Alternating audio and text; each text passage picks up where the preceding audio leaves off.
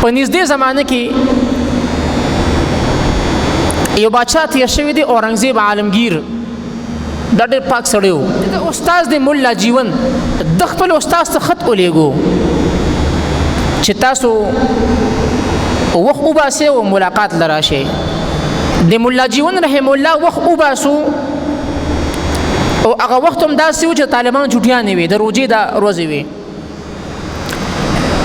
مولا جیون رحم الله راغی دلی ته اورنګزیب عالمگیر له د مازدیګر په منځ کې ورسره د هغه ملاقات وشو بهرحال مولا جیون رحم الله دا یو میاشت د اورنګزیب عالمگیر چې د هغه شاګرد دی هغه سره تیر کړله چې کله واپس کېدو نو ورته وفرمایل مولا جیون رحم الله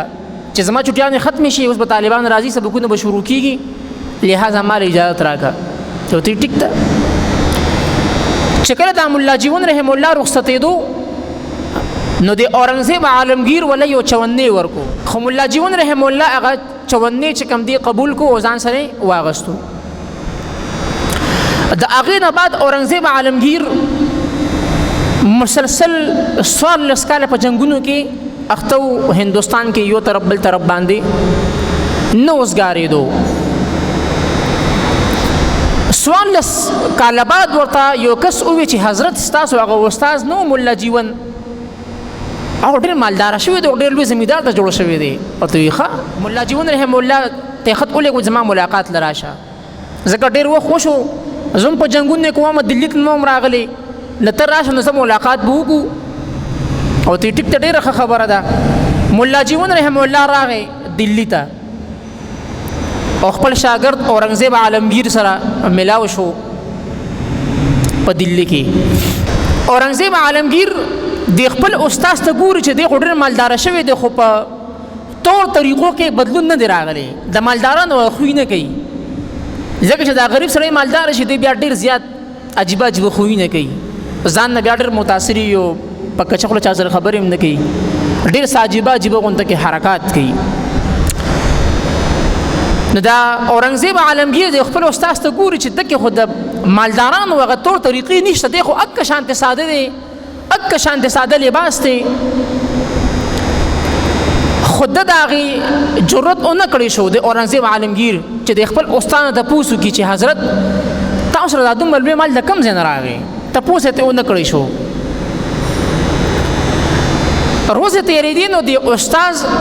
مولا جیون رحم الله په خپل باندې د اورنګزیب عالمگیر ته وی د خپل شاګرد ته وی چې تا چې مال هغه 54 راکړو وخت کو ډېر غټ برکت و یار پاغه باندې ما د کپاس فصل وکړو دا غي نه مال الله پاک ډېر لوی مال او دولت راکو ندیزه کې چې کوم دی اورنګزیب عالمگیر مطمئن شو چې استاد یو خبر وکړه نبی ورته دا بادشاہ وی اورنګزیب عالمگیر چې استاد جی خبرې دا 54 د کم ځای نه راغلیو او ته وینا نو اورنګزیب عالمگیر خپل غلام ولېږلو چې لاړ شو په چاندنی چوک کې دا ډېر مشهور چوک دی لړ شه الته کې یو سیټ دی دا غنوم دی اتم چند دا غنوم دی لړ شو هغه مان راولا او ورته ځان سره د کاتی کاپی راواله ستاسو تجارت کوم د کاتی کاپی د اغازان سره راواله سیټ څخه دا خبره وره د ډیر زیات او یریدو او رپیدو څخه چا هډل په بادشاہان او ډیر لوی جاه جلال مو داغي دربار ته داخليدل ډیر زیات ناممکنو په قطار کې بولاړ په میاشتو باندې انتظار کو او بیا چې بادشاہ ته د आवाज کی چراشه او ځان سره د کاتی کاپی مروړه بهرحال دی راغی دربار کې حاضر شو دی یریدو بادشاہ وته وی چې مې ریګا د کاتی کاپی پړاو کشاوه د نن 14 کاله مخکې چې کوم کاته وا هغه ماته پړاو کا هغه غره واړوله او لګیاو دا فلان کې هغه ځکه خرج شو فلان کې مال الته خرج شو فلان کې مال الته خرج شو خو یو 54 به راغیو دې ځای کې چې کله د چوندني خبر راغله نو دا سیټ خاموش شو.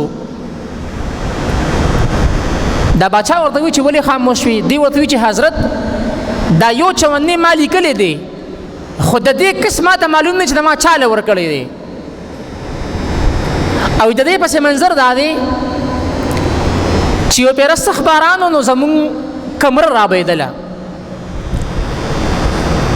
او هغې کې زما د کاتې ټولې کاپیانې پرتې وې. ما سره ډېر فکر و چې یاره زما دا سامان دا خراب نه کړي، زما دا کاتې دا اوبه خرابې نه کړي. نه د کړکۍ نه مې سر بهر کړو نو هلته کې یو مزدور ولاړ و لاس کې ورسره لاټۍ نو هغه ته مې آواز وکړو چې راشه ته مزدور یې؟ هغه وی چې او زه مزدور یم. نو هغه ما سره کار وکړو 3-4 غنټې 5-6 غنټې چې اوس څومره وخت کار را سره وکړو. خو چې بیا کله دې تلو نو ما سره په جیب کې صرف یو چوندنی و. نو دته ما وی چې هلکه ما سره خو صرف یو چوندنی دی، نه ته که دا هلې نو او که نه سهاره پورې انتظار کوې نو نور به درکړم. وی ما ته هغه مزدور وی چې نه به دا یو چوندنی ډېر دی. وی ما ورته چې نه خیر دام واله او سهار بیا راشه. وی هغه ما ته وی چې نه بس دا یو چوندنی ډېر دی، دا ماله کافي دی، بس ما په دې باندې ګزاره کېږي. بهرحال وی زمان هغه چوندنی واغستو او 14 کاله وشو ما هغه بیا نه دی لیدلی چې هغه مزدور څوک و، د کوم ځای نه راغی، په کومې لاړو. نه دا چوندنی ما هغه مزدور له ورکړی دی او د هغه مزدور نوم ما ته نه یاد چې دا څوک دی. اورنګزیب عالمګیر ورته وی چې بس ټیک شو ذات ته زه بس تا کار وشو. چې کله دا سیټ لاړو نو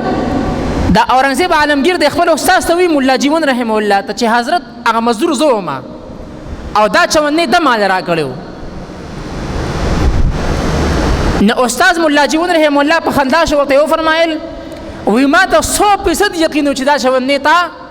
په مزدورۍ باندې اغستې دی.